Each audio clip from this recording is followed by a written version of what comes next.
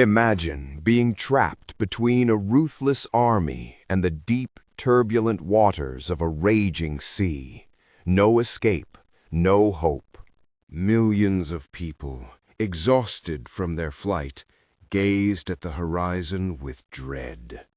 Freedom was almost within reach, but the abyss yawned before them. This is the most tense moment in Moses' story, when the faith of an entire people teetered on the brink of collapse.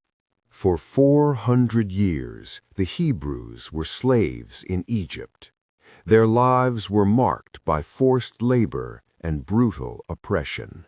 Then came Moses, an 80-year-old man, chosen by a divine voice to free his people from Pharaoh's grasp. After 10 devastating plagues, Pharaoh finally relented. The Hebrews, over 2 million strong, fled in search of hope.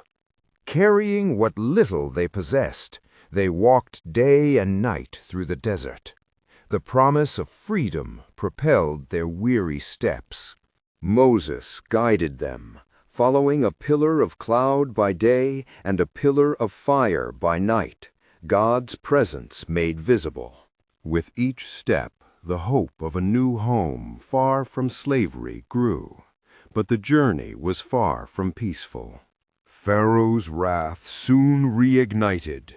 Regretting his decision, he gathered his army, the finest chariots and horsemen. 600 chariots and fierce cavalry, thousands of Egyptian soldiers ready to recapture the fleeing slaves. The sound of wheels and hooves echoed across the desert. A cloud of dust rose on the horizon, foreshadowing tragedy. The Hebrews, camped near the Red Sea, spotted the pursuit. Panic seized everyone, despair and cries of fear. Before them, the impassable waters of the sea. Behind, the world's most powerful army, thirsting for vengeance. They cried out to Moses, "Were there no graves in Egypt that you brought us here to die? Why did you lead us from there?" Their faith was fading. Fear paralyzed them. Moses felt the weight of millions of lives on his weary shoulders. Waves crashed on the shore. The wind howled. The distant sound of Egyptian chariots grew clearer with each passing second. Would this be the end of the promise? Would the great Exodus conclude in a cruel slaughter on the shores of the Red Sea? The elders of the people looked to Moses, hoping for a miraculous solution. Anguish was palpable in the air. Moses looked to the sky. A profound silence, the crushing responsibility. He needed an answer now. He prayed, not with words, but with a broken heart, feeling the pain and despair of his people. Then, with a firm voice, he declared to the terrified people, "Do not be afraid. The Lord will fight for you today." A pillar of cloud, the presence of God, moved behind them, shielding the Hebrews from the relentless Egyptians. With the Egyptians almost upon them, Moses stretched his hand over the sea, raising his staff, a symbol of divine authority. And then the impossible happened. A powerful east wind began to blow furiously, dividing the waters of the Red Sea. Liquid walls rose on each side, revealing a dry path at the bottom of the abyss, an astonishing miracle. The Egyptians, perplexed, stopped.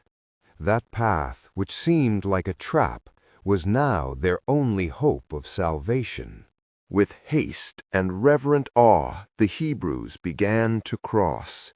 Millions of people, flocks, and belongings, treading on dry ground. The dry ground, swept by the wind, allowed passage.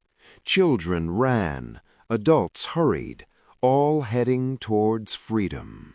The gigantic walls of water stood firm, defying logic, protecting the people of Israel in their flight. The sound of Egyptian hooves returned.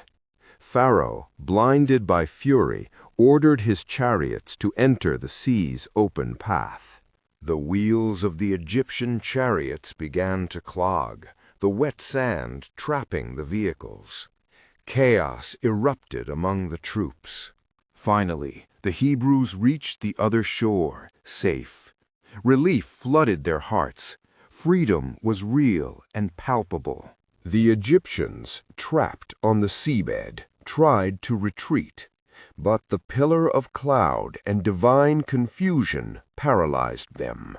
Moses once more stretched his hand over the waters. The wind ceased. The liquid walls began to collapse with force. The waters returned with overwhelming fury, swallowing chariots, horses, and Egyptian soldiers. None of them survived. The sea, which had been a path to salvation, became the tomb of Pharaoh's army, a grand and terrible judgment. The Hebrews on the opposite shore witnessed the destruction. Shouts of joy and songs of praise erupted from the liberated people. Miriam, Moses' sister, led the women in dances and songs, celebrating the epic victory granted by God. The Red Sea was not just a barrier overcome, but the stage for an unquestionable demonstration of divine power. On that day, the people of Israel witnessed the faithfulness of their God, an eternal reminder that the impossible is real. The journey through the desert would continue, with new challenges and trials, but the mark of the Red Sea would remain in their souls. Moses, the leader, the mediator, the man who saw the sea part, would continue guiding the people toward the Promised Land. A story of courage, faith, and a miracle that redefined the destiny of a nation. An event that echoes through the millennia. This was the story of Moses and the Red Sea, where divine intervention saved a people at the very last possible second. If you want to discover more epic Bible stories, subscribe to the channel now. Let us know in the comments which character comes next. Every week, a new narrative that will transport you to the heart of the Old Testament. Don't miss it.